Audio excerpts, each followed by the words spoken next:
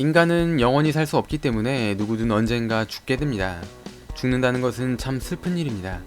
특히 가족이나 친척, 지인이 죽었을 때 그 감정은 더 심해지죠. 그래서 슬픔을 달래기 위해 죽은 사람을 무사히 보내주기 위해 장례식을 치릅니다.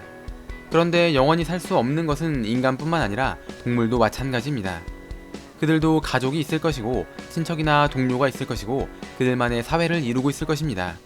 그렇다면 야생동물도 동족이 죽었을 때 장례식을 치르는 문화가 있을까요? 누군가 죽었을 때 시신을 땅에 묻어주는 행위는 네안데르탈인 때부터 있었던 것으로 알려져 있습니다. 즉 장례식이라는 의식은 현생 인류가 탄생하기 전부터 치러졌던 것이죠.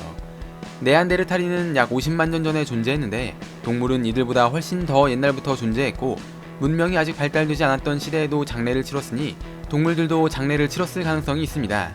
물론 인간처럼 체계적인 절차가 있는 것은 아니지만 그들 나름대로 동족의 죽음에 대해 슬퍼한다는 것입니다.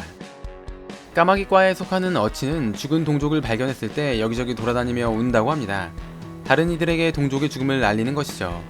그럼 다른 어치도 날아와 죽은 어치를 지켜보거나 울면서 애도하는 경우도 있고 이틀 동안 먹이를 먹지 않는다고 합니다. 똑똑한 동물로 알려져 있는 까마귀 역시 동족이 죽으면 주변에 모여 슬퍼하는데 때로는 반짝이는 것들을 가져와 죽은 동족 옆에 두는 경우도 있다고 합니다. 만약 까마귀가 인간에 의해 죽게 되면 다른 까마귀들은 그 인간의 얼굴을 영원히 기억할 것이라는 이야기도 있습니다. 코끼리의 경우 동족이 죽게 되면 잎이나 흙, 나뭇가지를 가져와 죽은 코끼리 위에 덮어주고 주변에서 조용히 있는다고 합니다.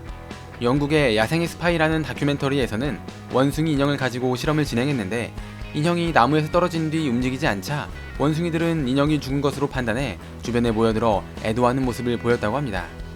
물론 동물들의 이런 행동이 장례를 치르는 것이 아니라 생존을 위한 행동이라고 보는 학자들도 있습니다. 죽은 동물 옆에 모여드는 이유는 그 동물이 왜 죽었는지 분석하기 위함이라는 것이죠. 특히 어치가 이틀 동안 굶는 이유는 무엇을 먹고 죽었는지 모르기 때문에 위험 상황을 차단하기 위해서 그러는 것이다 라는 의견이 있습니다. 우리는 동물의 언어를 이해할 수 없기 때문에 그들의 행동이 정말 장례를 치르는 것인지 아닌지 알 수 없습니다. 하지만 동물 역시 슬픔이라는 감정을 느낄 수 있다고 하니 아마 그들 나름대로 누군가의 죽음에 대해 슬퍼하고 있는 건 아닐까요?